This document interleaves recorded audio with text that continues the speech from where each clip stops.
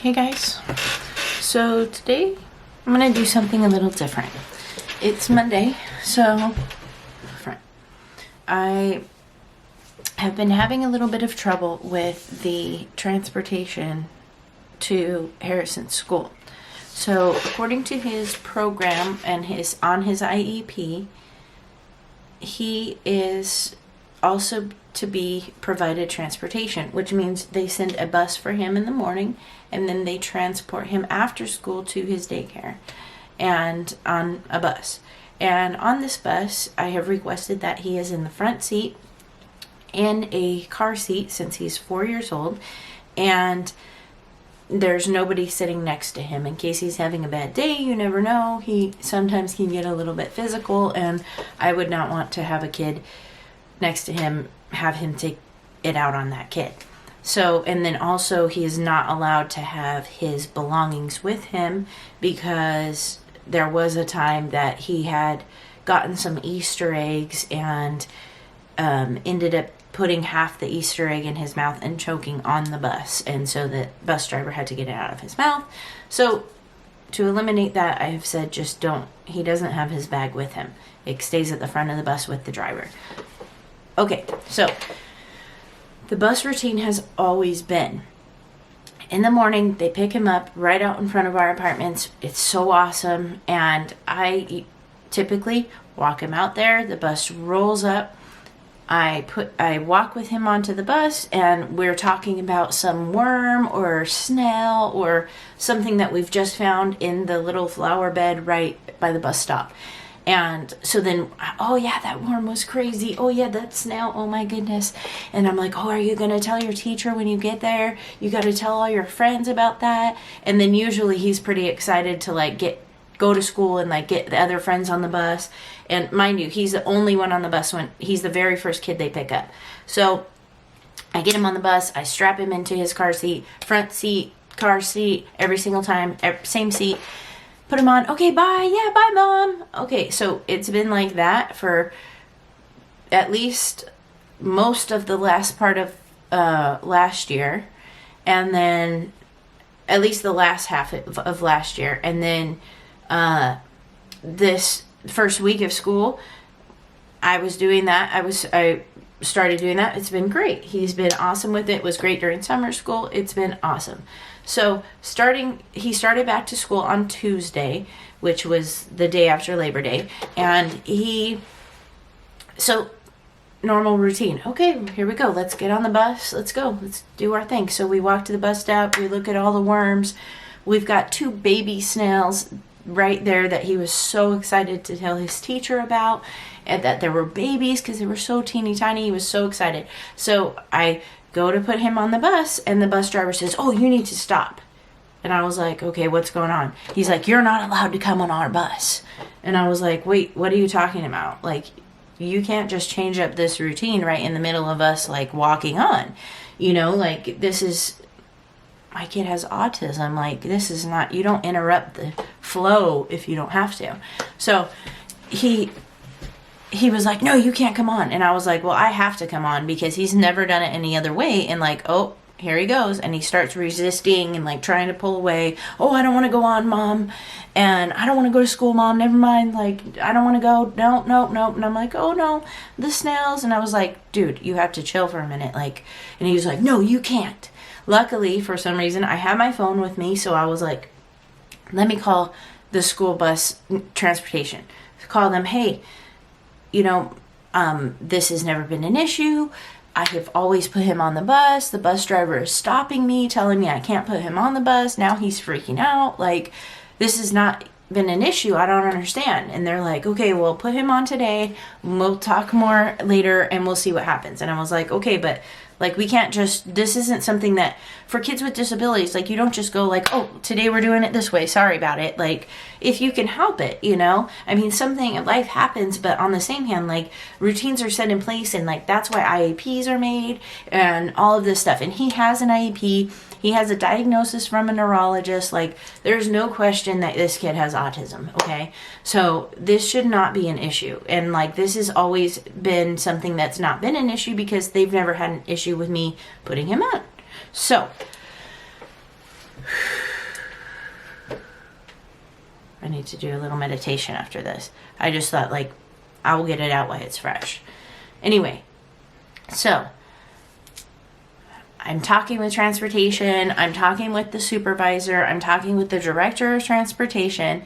And so we go Tuesday, Wednesday, Thursday, put him on the bus. Okay, so finally we've got an understanding. Okay, I put him on the bus. The understanding is that parents are not supposed to go on the bus. However, he's the first kid on, so there's no other kids on there. I don't really see like what the issue is. But she says, oh, it's a safety concern. We can't have parents on the bus. Okay, so I said, okay, that is maybe the case. However, we have been doing it this way for a year and a half. So we're going to need to transition him into another way.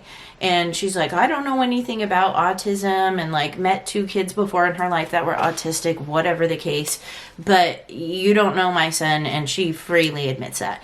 And so I tell her, well, we're going to have to do this in a way that transitions him. So like, we're not going to tomorrow start doing this where the bus driver grabs him and puts him on the bus, because that's going to become physical, and I don't feel comfortable with somebody physically handling my kid to put him on the bus. That's just not, I'm not going to start his day like that, first of all. Second of all, that's just not what we're doing here, you know, and then to like have to strap him into a car seat, like, no, that's not happening.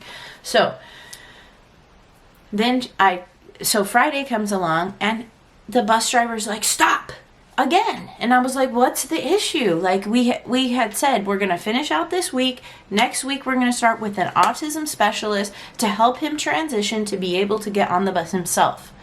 He's like, no, she said that was the last time. And I was like, no, she didn't.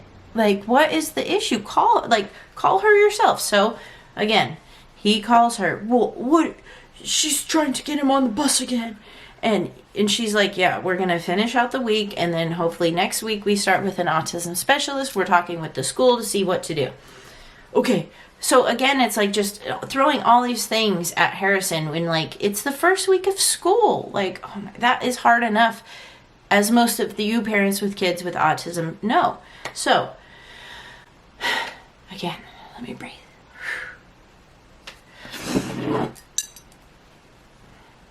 Can't touch this. So,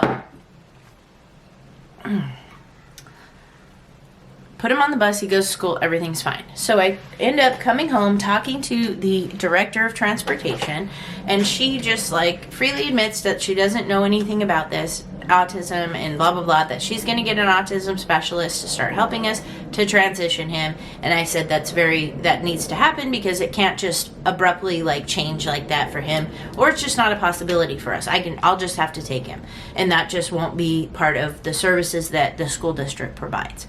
So then no, so she's like, you know, we have kids that don't want to go all the time, and it's not a problem. Like, she goes, you know, I'm just going to go ahead and show up on Monday and see for myself. And I was like, and I was like, no, you don't. First of all, I'm pretty sure it's illegal to make a person with a disability, medically diagnosed disability, to have to like prove their disability. And second of all, like, it's pretty well known that you don't just like abruptly change something and have some stranger come in that he's never met before and with no experience with any kind of autism, anything, and she's going to come in and she's going to put him on the bus or try to see for herself, as she said. What happens? Well, I'll tell you what happens so we went out there. She greeted us at the bus. I asked her what with the bus driver, and they both, 2 adults, came off the bus and were saying, hi, Harrison, hi. First of all, that's not what you do. So then, and he's never met her, and he was pretty good at it. He's been having social skills classes, so he was like, hi, and like looking at me like, what's going on? Like he was in trouble or something, and I was like, dude, you're cool. Like, it's fine. So then I was like, so where's the autism specialist that should be here to help him with his new transition?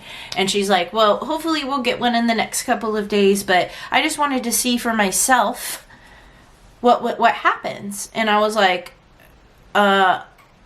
that's not cool. Like, you can't do that. And she was like, well, you know, let's just see, like, let's just try to see if he wants to get on by himself. And I was like, okay. Which I should have right then been like, no, we don't test his disability. Like, we have things set in place for a reason, and we've already done enough testing and all of these different things. So, like, we don't need to do that. We already know what happens, which is why we have all of these things set in place. And we don't just have random people that don't have any training at all there to take his little hand and try to put him on the bus. So then, of course, he tried to run into the street 2 times. He tried to get off the bus. He was physically resisting dead weight with me holding his hand. Of course, she did not ever touch him because I would not let her. But she was like, you know, come on, Harrison. And the bus driver, come on, Harrison, let's go see your friend. So everybody's, 3 adults are talking at him. I'm trying to be like, you guys need to be quiet.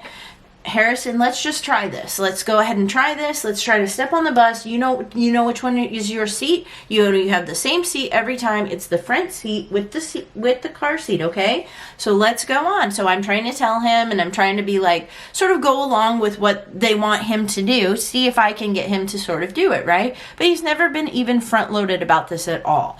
So then, of course, he's just like not having it. Oh, not having it. Full resistance. So then I'm like, she finally says, okay, just go ahead and put him on. And I was like, yeah, no shit. So then I go, okay, you need to sit down. Like, just be quiet. You guys both need to be quiet. Sit down. So then I'm like, Harrison, let's go ahead and sit down. And I was like, oh my gosh. And then I did my distraction with him. And I was like, did you see that lizard? I see a lizard trying to run across the street.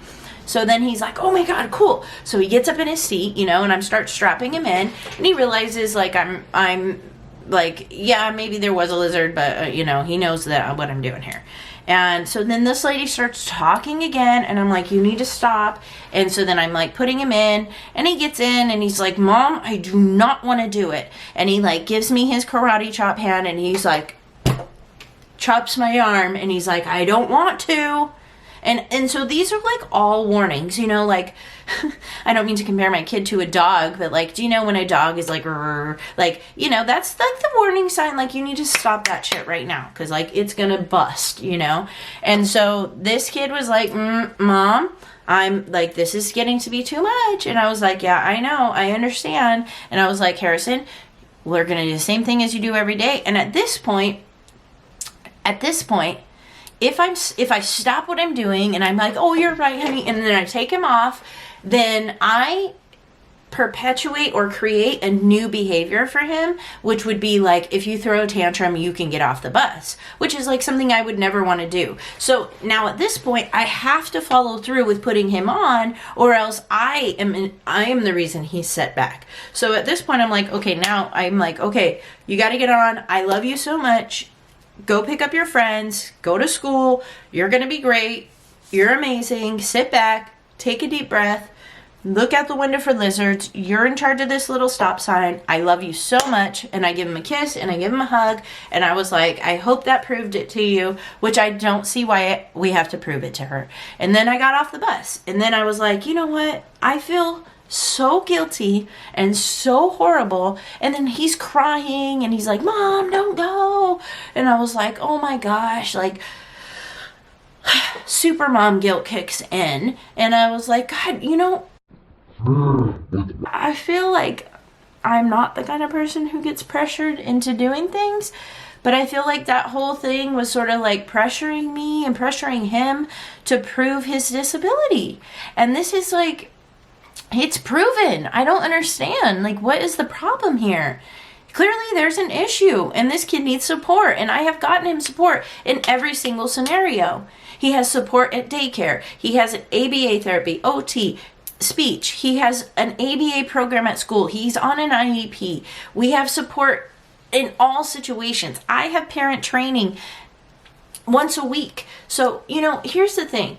I've done everything, put in place every kind of support system so that his days just like flow, and he just like is like as normal as possible for him, whatever his normal is, you know, and whatever his state of like happiness is. And we figured that like puzzle piece out. And so I don't understand like when this stuff happens and it seems completely avoidable to me. So I basically just needed to get that out. And I wondered if you guys have any of these issues. And if you do, please comment down below or tell me what I could have done different. I understand that I could have totally just like taken him off the bus and just gone like, you're not making us do that. And believe me, if this is my first kid, this is my first try, this is my first experience with anything like this. So this is also trial and error for me. But I think next time well, there won't be a next time, but if ever this were to occur again, or if it occurs for somebody else, I would recommend not worrying about it creating another behavior, because you could just follow through with something else. Just making it very clear, like, you're not testing out my son's disability. This is what we need to have set in place. I've already made that clear, and arrangements should have been made clear. They have been clear up until this point. I'm going to take my son off the bus, and we're going to figure out how to get him to school without him thinking that because he threw a tantrum, he got to get off the bus. So that's what I would do next time. But anyway, so then I got a text update from his teacher, because we have a messaging app, and she said that he showed up smiley and happy and seems totally fine, and that's awesome. So I'm really thankful for that. But she and I both know, and she even said, like, we know that this is probably going to put him in like high sensitivity today. And so she said that she's going to just already start him off with his sensitivity protocol for the sensory diet that he has for when he is having like a little bit more of a sensitive day. So if you want to know more about sensory diets, let me know. I can do a video totally on sensory diet. It's totally interesting how that works and what they can implement in the school to help them transition or help them through different tasks in the day and help them perform those tasks at the highest possible level for them. So that's really interesting. So let me know down below if you'd like to see more on that. And thank you guys for listening. Thank you for tuning in and following us. If you like this kind of video where, well, I mean, I don't think I'll always be on a rant, but I might, because there's always freaking something. But if you guys like this kind of video, let me know, and I will make more and let you know. And I'll let you know like what happened last year and why we're at this point and what happened with his teacher. There's a big story around that, around the teacher's aide and what happened with that last year. So if you guys would like to know more stories like that, let me know and I'll tell you, because I think that a lot of us families have a lot in common, and we have some of these things occur for our kids, and there's some things that are avoidable and some things that are not. And of course, being my first time or your first time, there's going to be trial and error in anything that you do. So I feel like there is a level of guilt that I have, but on the same hand, I know that I'm also learning like how to do all of this. You know, he's 4 years old. I've only got 4 years of experience, and that's just not that much. So help me out here, guys, and I'll do what I can to help you. And let's just advocate for our kids and make sure that they're getting the best possible experience they can throughout every single day, so that we can help them create successes and feel really proud of themselves. I know Harrison does, and he does things that are just awesome every single day, and his progress has been amazing due to early intervention.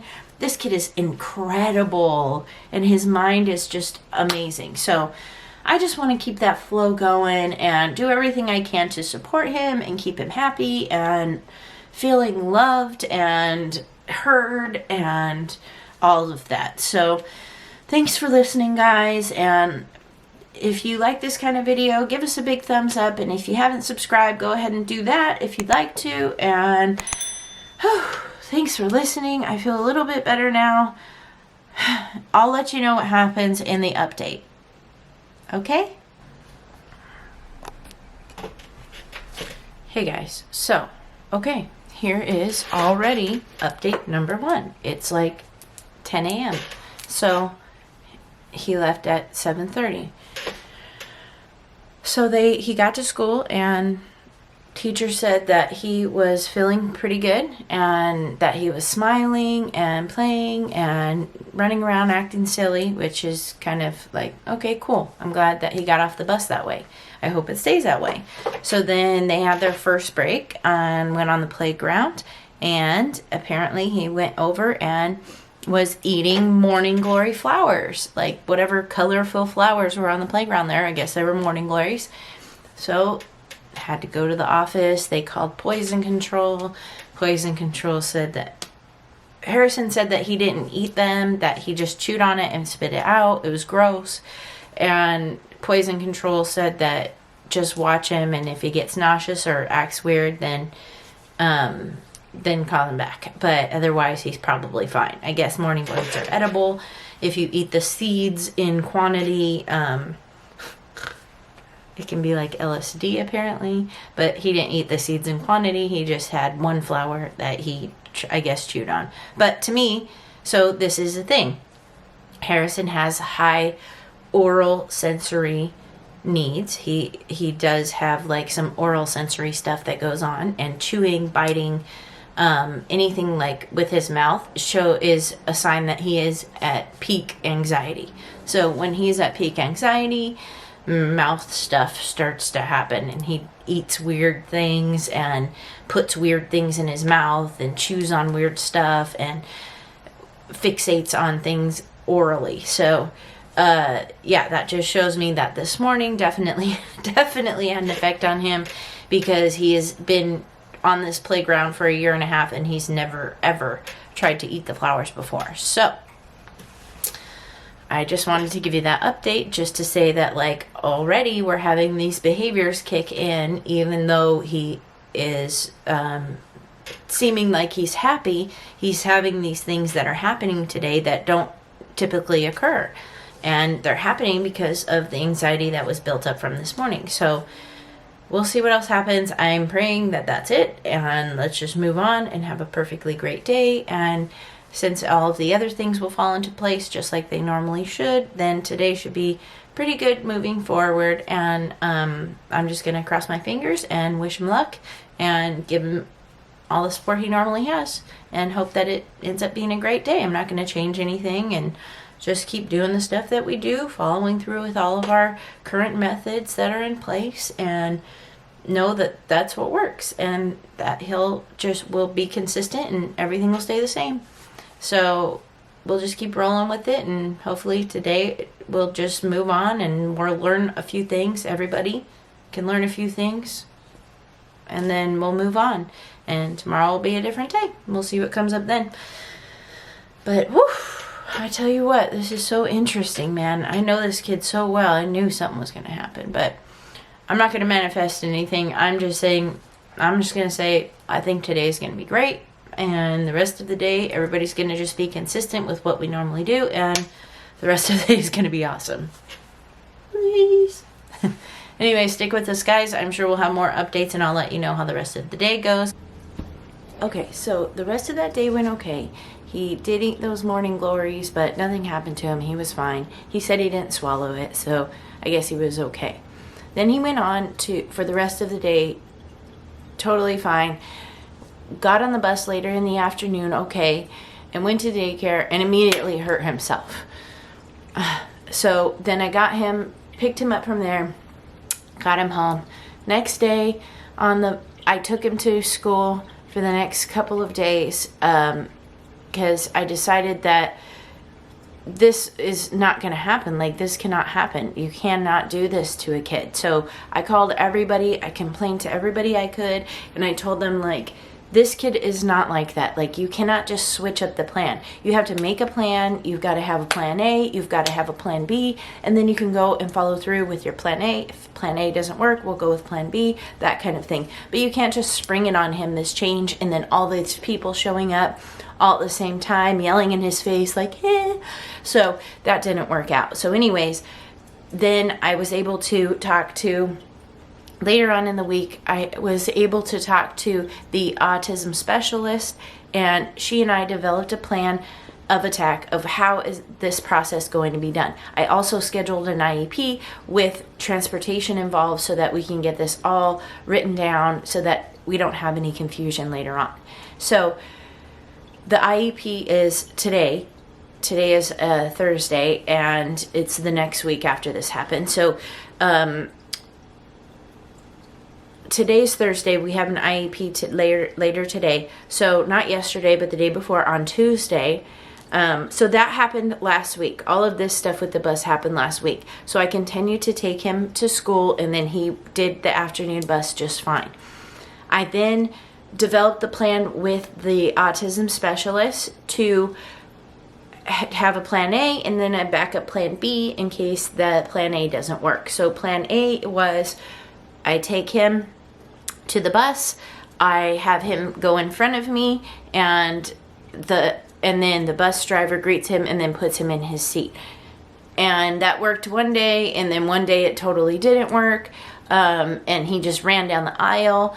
And then, but finally by this time, I think the bus driver has got it that he should have just listened to me in the first place. And like, maybe it's a good transition to allow Harrison to develop the skills of getting on the bus by himself.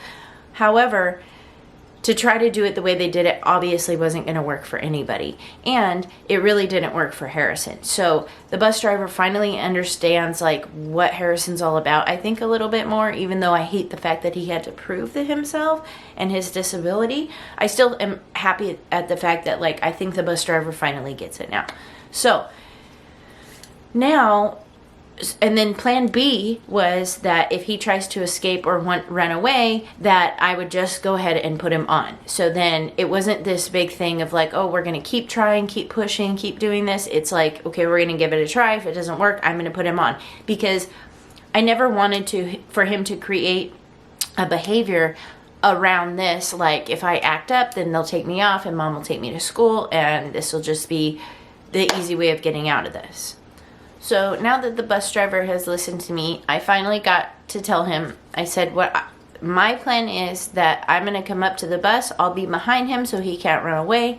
You're going to stand in the aisle so that he can't run down the aisle of the bus right behind his seat. And then he's going to just go right into his seat and then you'll buckle him in. And I was like, this is the best way. Otherwise, if you wait till we get on and then you go behind him, he's surely going to run down the aisle of the bus. And then you got to try to get him back. And then that means I have to grab him because I'm not letting you grab him. He's like, yes, I agree. So now he understands. Immediately he pulls up. He stands in the aisle right behind the seat and then grabs Harrison, puts him on, and Harrison helps him strap himself in. Typically, there's been a lot of worms out by the bus stop, so Harrison has been able to like try and touch these like disgusting worms and like get this real gross sensory input right before he gets on, but that really helps him transition onto the bus, which is so interesting. But so anyways, so that's been all like going really smooth. So then we come to Monday, okay, we do that. Tuesday we do that, it's awesome. So then Tuesday afternoon I get a phone call at about 2:15, and his bus is supposed to arrive at daycare at 2:30. So at 2:15 I get a call from the bus saying that they're running behind. They have a student that is having some trouble and she's jumping over seats and stuff like that, so they're gonna have to get a hold of the parents to come get her because it was already in the middle of the ride. And that might take about 15 minutes and then they'll get back on the road. So he's going to be about 15 minutes late to daycare. So I called daycare and I said, hey, Harrison's going to be a little bit late. The bus is having a little bit of trouble with one of the students. Hey, I understand. We had this trouble last year, which is exactly why he sits in the seat he sits with a car seat. So then I go to pick him up at 4:45. I arrive and I'm looking at his login of when he checked into daycare and it says like 4:15. And I was like, wait, what? 4:15? Is that just like when you guys got around to like writing it down or like, and then one of the daycare people says, no, he just got here about 30 minutes before you arrived. And I was like,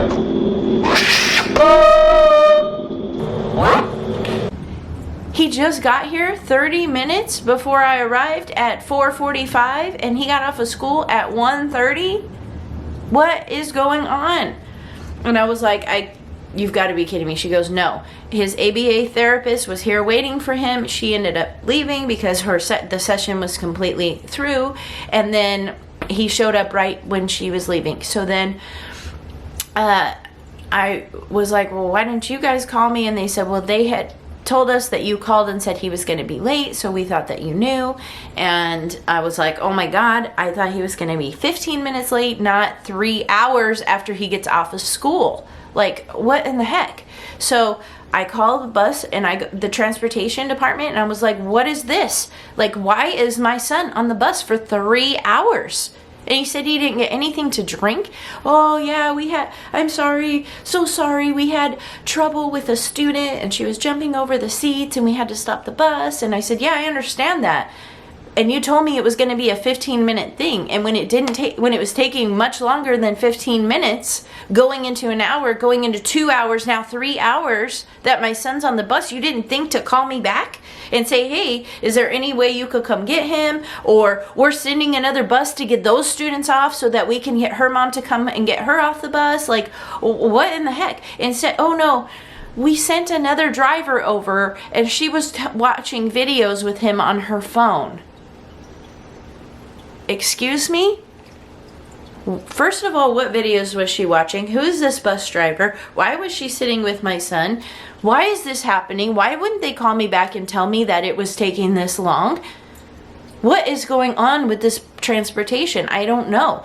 Anyways, so I got really, really angry. I called the school. I called his teacher. I messaged everybody on all the different apps, and I was like, what in the heck is going on?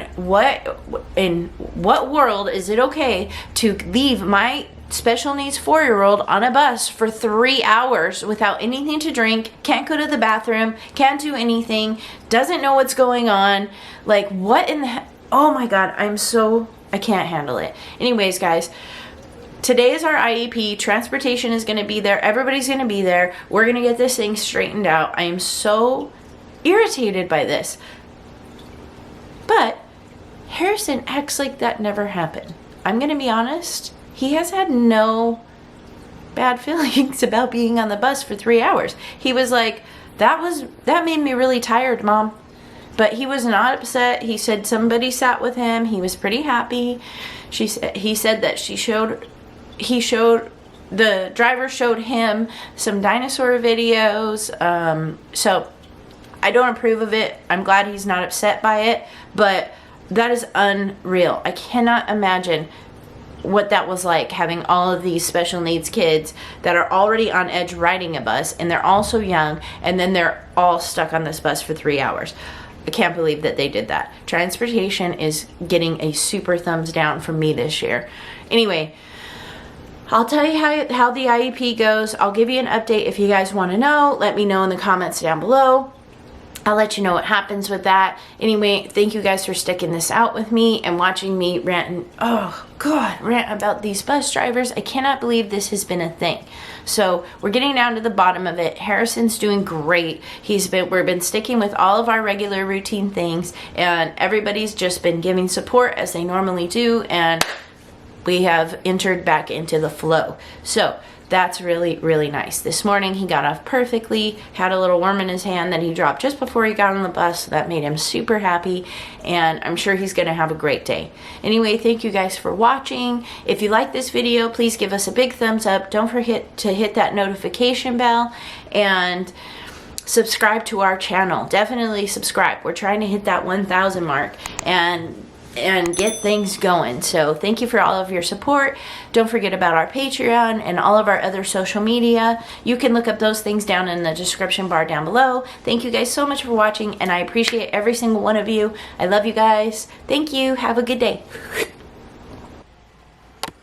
Okay, last update on this whole bus thing is I got home from the IEP just a few minutes ago, and basically all we did was add to his current IEP a list of things that, like the plan A and the plan B for getting on the bus, which is plan A, I sort of follow him on, bus driver scoots him on and puts his seatbelt on. Plan B is if he just has a complete meltdown and can't do it, I go ahead and put him on the bus and strap him in. So now that will be added to his IEP, which then is added to the notes of the transportation, so that way any driver that he has knows that this is how it works. Harrison is doing great with all of the bus changes that have been made. We have only had to use Plan A, and Plan B hasn't even been set into place. So I recommend getting everything in writing and having it on your IEP so that everybody's on the same page and knows what to do. Don't forget to subscribe and hit that thumbs up down below.